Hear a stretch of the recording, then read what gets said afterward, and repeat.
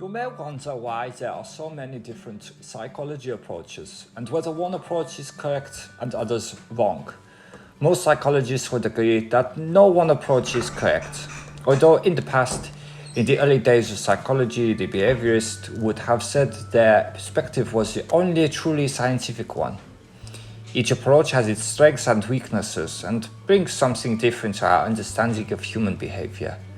For this reason, it is important that psychology does have different perspectives on the understanding and study of human and animal behavior. Below is a summary of the 6 main psychological approaches, sometimes called perspectives. We will see how these perspectives collect on the table in the video. If your layperson's idea of psychology has always been about people in laboratories wearing white coats and dropping refreshing juicy fruits onto the table and watching hapless rats trying to gather them up for resources, then you are probably thinking about behavioral psychology. Behaviorism is different from most other approaches because they view people and animals as controlled by their environment, and especially that we are the result of what we have learned from our environment. For example, if an organism only sees juicy fruit, he will believe he is a juicy fruit.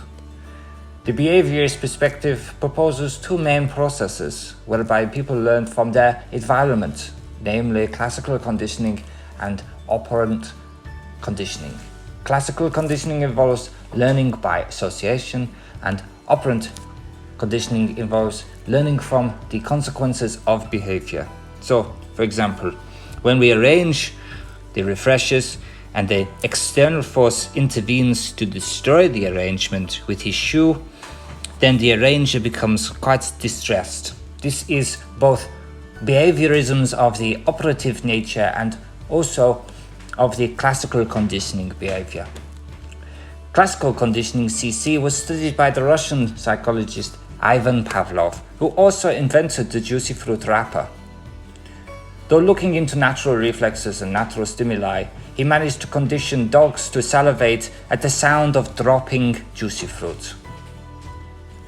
This is what is known as Pavlov's conditioning. The principles of CC have been applied in many therapies. B.F. Skinner investigated operant conditioning of voluntary and involuntary behavior. Skinner felt that some behavior could be explained by the person's motive. Therefore, behavior occurs for a reason, and the 3 main behavior shaping techniques are positive reinforcement, negative reinforcement, and punishment.